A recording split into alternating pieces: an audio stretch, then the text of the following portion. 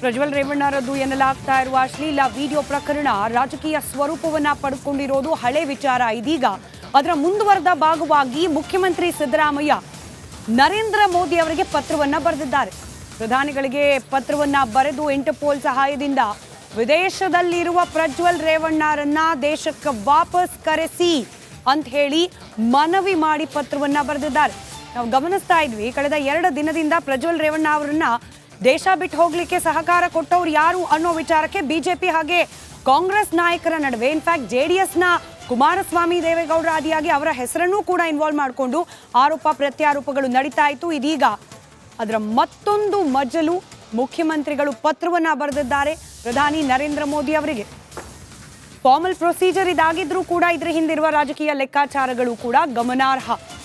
ವಿದೇಶದಲ್ಲಿರ್ತಕ್ಕಂಥ ಪ್ರಜ್ವಲ್ ರೇವಣ್ಣ ಅವರನ್ನ ಕರೆಸುವ ಜವಾಬ್ದಾರಿ ಕೇಂದ್ರ ಸರ್ಕಾರದ್ದು ಅನ್ನೋದನ್ನ ಜನರಿಗೆ ಮನದಟ್ಟು ಮಾಡಿಕೊಡುವ ಪ್ರಯತ್ನ. ಇನ್ ಕೇಸ್ ಪ್ರಜ್ವಲ್ ರೇವಣ್ಣ ಅವರು ವಾಪಸ್ ಭಾರತಕ್ಕೆ ಬರೋದು ವಿಳಂಬ ಆಯಿತು ಅಂತಂದ್ರೆ, ನಾವು ಪತ್ರ ಬರೆದಿದ್ರೂ ಕೂಡ ಕೇಂದ್ರ ಸರ್ಕಾರ ಪ್ರಜ್ವಲ್ ರೇವಣ್ಣ ಅವರನ್ನ ಕರೆಸಿಲ್ಲ ವಾಪಸ್, ಅಲ್ಲಿಗೆ ಪ್ರಜ್ವಲ್ ರೇವಣ್ಣ ಅವರ ಬೆನ್ನಿಗೆ ನಿಂತಿದೆ ಕೇಂದ್ರ ಬಿಜೆಪಿ ಪಾಳಯ ಅಂತ ಹೇಳಿ ಆರೋಪವನ್ನ ಮಾಡಲಿಕ್ಕೂ ಕೂಡ ಇದು ದೊಡ್ಡ ಅಸ್ತ್ರವಾಗೋ ಎಲ್ಲ ಸಾಧ್ಯತೆ ಇದೆ. ಹೀಗಾಗಿ ಮುಖ್ಯಮಂತ್ರಿ ಸಿದ್ದರಾಮಯ್ಯ ಬರೆದಿರುವ ಈ ಪತ್ರ ರಾಜಕೀಯ ವಲಯದಲ್ಲಿ ಮತ್ತಷ್ಟು ಚರ್ಚೆಗೆ ಗ್ರಾಸವಾಗೋದು ಎಲ್ಲ ಸಾಧ್ಯತೆ ಕಂಡು ಬರ್ತಾ ಇದೆ. ಇಂಟರ್ಪೋಲ್ನ ಸಹಾಯದಿಂದ ಪ್ರಜ್ವಲ್ ರೇವಣ್ಣ ಅವರನ್ನ ವಾಪಸ್ ಕರೆಸಿ ಅಂತ ಹೇಳಿ ಪ್ರಧಾನಿ ನರೇಂದ್ರ ಮೋದಿ ಅವರಿಗೆ ಪತ್ರ ಬರೆದಿದ್ದಾರೆ ಮುಖ್ಯಮಂತ್ರಿ ಸಿದ್ದರಾಮಯ್ಯ.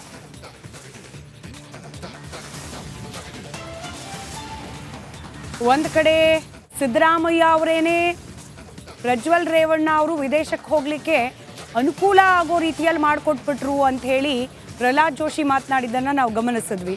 ಮತ್ತೊಂದು ಕಡೆ ವಿದೇಶಕ್ಕೆ ಹೋಗಿರುವವರನ್ನ ಕರೆಸೋ ಪ್ರಯತ್ನ ಮಾಡಬೇಕಾಗಿರೋದು, ಅದರಲ್ಲೂ ಏರ್ವೇ ಮೂಲಕ ಬೇರೆ ದೇಶಕ್ಕೆ ಹೋಗಿರುವವರನ್ನ ಕಂಟ್ರೋಲ್ ಮಾಡುವ ಅಥವಾ ಅವರನ್ನು ಹೋಗದೇ ಇರೋ ರೀತಿಯಲ್ಲಿ ನೋಡಿಕೊಳ್ಳುವಂತಹ ವ್ಯವಸ್ಥೆ ಕೇಂದ್ರ ಸರ್ಕಾರದ ಜವಾಬ್ದಾರಿ ಅಂತ ಹೇಳಿ ಕಾಂಗ್ರೆಸ್ ನಾಯಕರು ಆರೋಪ ಮಾಡಿದ್ದನ್ನು ನಾವು ಗಮನಿಸಿದ್ವಿ.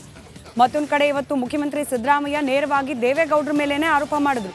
ದೇವೇಗೌಡರ ಪ್ಲಾನ್ನ ಆಧಾರದ ಮೇಲೇನೆ ಪ್ರಜ್ವಲ್ ರೇವಣ್ಣ ವಿದೇಶಕ್ಕೆ ಹೋಗಿರೋದು ಅಂತ ಹೇಳಿ. ಮತ್ತೊಂದು ಕಡೆ ದೇವೇಗೌಡ್ರೆ ಮನವಿ ಮಾಡ್ಕೊಂಡಿದ್ರಂತೆ, ಎಸ್ಕೇಪ್ ಆಗೋದು ಬೇಡ, ಬನ್ನಿ ವಾಪಸ್ ಅಂತ ಹೇಳಿ ಪ್ರಜ್ವಲ್ ರೇವಣ್ಣ ಅವರಿಗೆ ದೇವೇಗೌಡ್ರೆ ಸಂದೇಶ ರವಾನೆ ಮಾಡಿದ್ದಾರೆ ಅನ್ನೋ ವಿಚಾರ ಕೂಡ ಚರ್ಚೆಗೆ ಬಂದಿತ್ತು.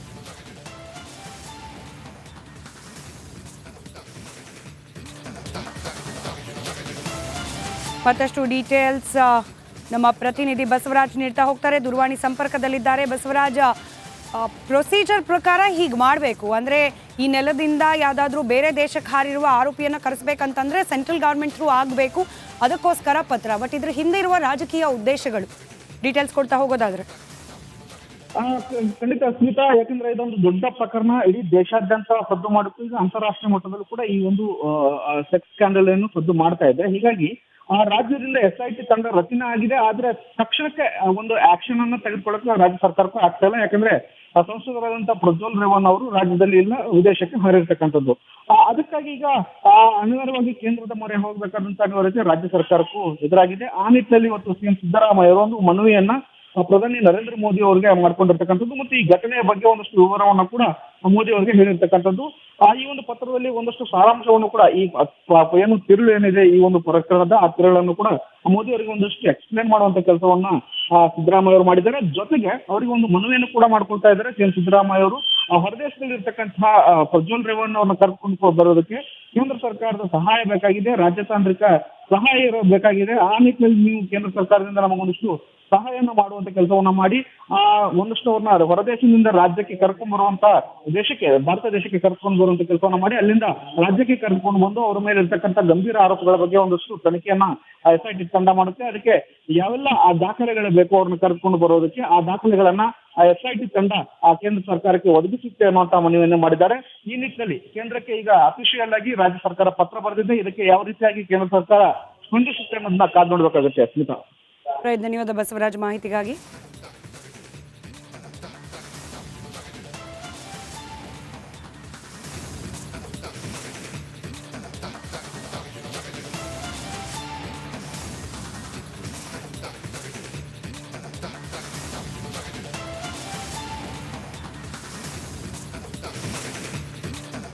ಇನ್ನು ಇದಕ್ಕೂ ಮುನ್ನ ಮುಖ್ಯಮಂತ್ರಿಗಳು ಪ್ರಜ್ವಲ್ ರೇವಣ್ಣ ವಿದೇಶಕ್ಕೆ ತೆರಳಿರುವ ವಿಚಾರಕ್ಕೆ ಸಂಬಂಧಪಟ್ಟಂತೆಯೇ ಮಾತನಾಡಿದ್ದಾರೆ. ಯಾದಗಿರಿಯಲ್ಲಿ ಮಾತನಾಡಿದ್ದಾರೆ ಮುಖ್ಯಮಂತ್ರಿ ಸಿದ್ದರಾಮಯ್ಯ.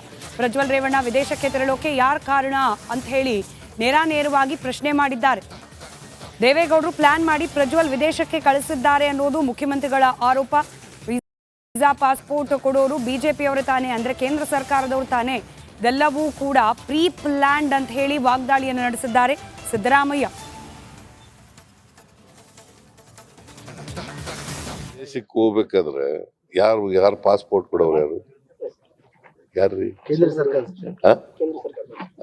ವೀಸಾ ಕೊಡೋರು ಯಾರು? ಇವ್ರಿಗೆ ಗೊತ್ತಿಲ್ಲದೆ ಹೊಂಟೋದಾರ? ಅಂದ್ರೆ ಎಲ್ಲ ಪ್ಲಾನ್ ಮಾಡಿ ಕಳಿಸ್ತಾರಂತೀರಿ ಸರ್? ಎಲ್ಲ ಪ್ಲಾನ್ ಮಾಡಿ. ಹೌದು, ದೇವೇಗೌಡ್ರೆ ಪ್ಲಾನ್ ಮಾಡಿ ಕಳಿಸಿರೋದು ವಿದೇಶಕ್ಕೆ. ಅಲ್ಲ ಸರ್, ಈಗ SIT ತನಿಖೆ ನಡೀತಿದೆ, ಸುಖವಾಗೇ ಮಾಡ್ತೀವಿ. ನಂಗೆ ಗೊತ್ತಿಲ್ಲ, ಇನ್ವೆಸ್ಟಿಗೇಟ್ ಮಾಡ್ಲಿ. ಈಗ ನಾನೇ ಎಲ್ಲಾನು ಮುಂಚಿತವಾಗಿ ಹಿಂಗೆ ಆಗ್ಬೋದು ಹಂಗಾಗ್ಬೋದು ಅಂತ ಊಹೆ ಮಾಡಕ್ಕಾಗಲ್ಲ.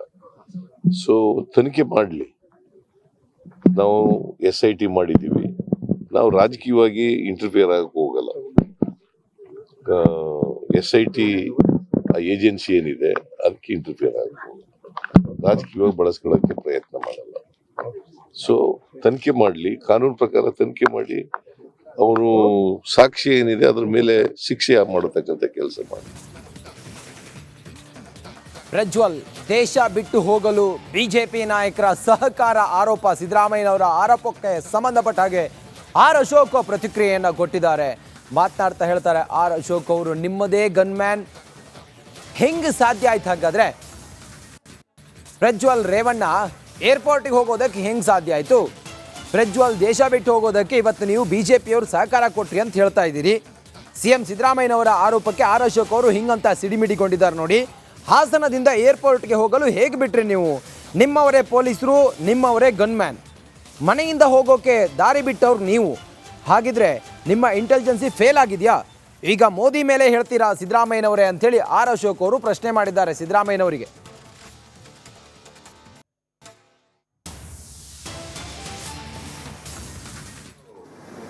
ದೇಶ ಬಿಟ್ಟು ಓಡೋಗ್ಬಿಟ್ಟವ್ರೆ ಬಿಜೆಪಿಯವರು, ಹೆಂಗ್ ಬಿಟ್ರು ಅಂತ ಕೇಳ್ತೀರಲ್ಲ. ನಾನು ನೆಕ್ಸ್ಟ್ ಕ್ವಶನ್ ಅದೇ ಇರೋದು, ಹೆಂಗ್ ಬಿಟ್ಟು ಹೋದ್ರು ಅಂತ. ಅಣ್ಣ, ನಾನ್ ನಿನ್ ಕೇಳಕ್ಕೆ ನನ್ಗೆ, ನಾನು ಬಹಳ ಹಿಂದೆ ಹೋಮ್ ಮಿನಿಸ್ಟರ್ ಆಗಿದ್ದೆ. ನಾನು ಬಹಳ ಹಿಂದೆ 10 ವರ್ಷ 12 ವರ್ಷ ಆಗ್ಬೋದು. ನನ್ಗೆ ಮರ್ತೋಗ್ಬಿಟ್ಟಿದ್ದೆ ಎಲ್ಲ. ಅಣ್ಣ, ಹಾಸನದಿಂದ ಏರ್ಪೋರ್ಟ್ ಹೋಗಕ್ಕೆ ಹೆಂಗ್ ಬಿಟ್ಟಣ ನೀನು? ಅಣ್ಣ, ಸಿದ್ದರಾಮಣ್ಣ ಹಾಸನದಿಂದ ತಾನೆ ಓಟ್ ಹಾಕಿ ಹೋಗಿತ್ತಾನಪ್ಪ ಅವ್ರು ಏರ್ಪೋರ್ಟ್ಗೆ.